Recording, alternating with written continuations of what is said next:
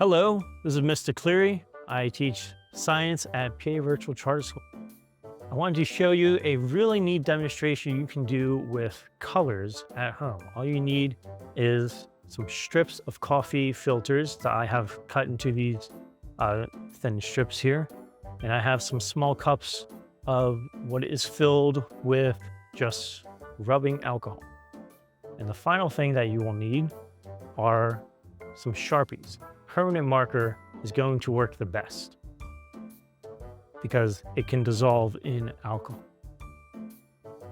Now, a little bit of background knowledge, but when we look at the ink that makes up markers, we are actually looking at a mixture of several molecules.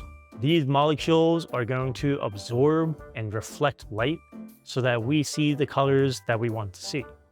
For example, the red marker is really good at absorbing all of the colors of the light spectrum except for red, which reflects that red back into our eyes, and that is what we see. And that red ink is going to do the same thing when we draw. Likewise, green is going to absorb a lot of the colors of the rainbow, except for green, which will be reflected back at our eyes. In fact, this is how chlorophyll works, that makes plants green. Chlorophyll absorbs the colors of the light spectrum from the sun and uses that energy from those different colors to make the sugars for plants, except for green, which it reflects back out, and we see all of these green plants around us. But like I said, these ink colors are not just single molecules that make up what is in the ink. They're made up of several different molecules, and different molecules have different compositions. And because they have different compositions, they will have different molecular weight, meaning that one molecule may weigh more than another molecule. We can use this to our advantage to separate some of the different colors from these different inks. So the first thing we need to do is simply take one of our markers, and all you need is to draw a thin line near the bottom of your strip. I'm going to do this with all 4 of my colors.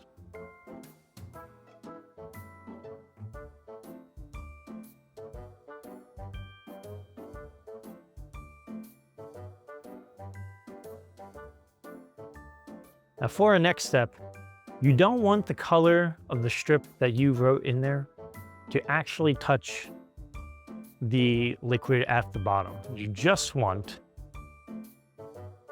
the very edge of the strip to be dipped into the alcohol solution into the cup. These cups are very tiny, so I'm going to have to fold this over quite a bit.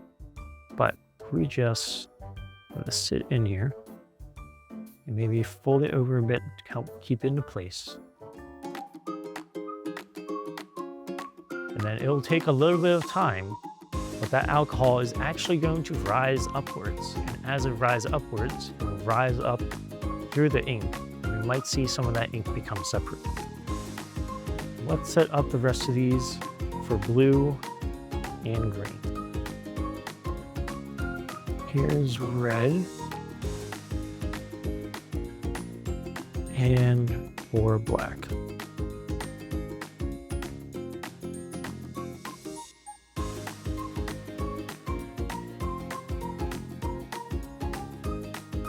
All right, now we wait.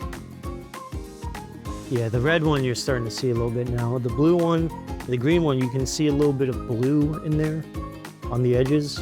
I think the blue one is just blue. Like sometimes these markers just have one color, they don't have anything to separate into. But like at the very edge, and I don't know how we're gonna show because you gotta get real close, but it's pretty clear to see. At like the very edge of that green, you can see blue. Now that we've had some time pass for this process to work, the alcohol has creeped up these coffee strips and has begun to separate the ink that make up these permanent markers here. The heavier colors are going to be more towards the bottom, and the lighter colors will be pushed up towards the top. You can see this more clearly in this black marker here. This was originally a black marker. I don't have any purple markers, but we can clearly see this purple color that makes up part of the black ink. So when I say purple is the lighter color, I mean physically, the molecules that make up the purple ink are lighter than the molecules that make up the other colors of this ink. Likewise, here with our red, we can see this red has a little bit of pink to it and a little bit of orange to it if we look very closely. The green has a very slight tint of blue along the side. So there's a little bit of a blue substance that is going to make up this green ink if you look very, very closely. And not every color ink that makes up these markers can be separated. The blue is just blue. There's no other substance that makes it. It seems like it's just the one color molecule that makes up the blue ink. So you can try this at home. Sharpies work best, but go ahead and try various different colors in your markers. And you can even draw something on a piece of coffee filter, drop some alcohol on the coffee filter, and have those colors spread and use it to make a little bit of art as well. So, hope you enjoyed this science lesson, and I'll see you later.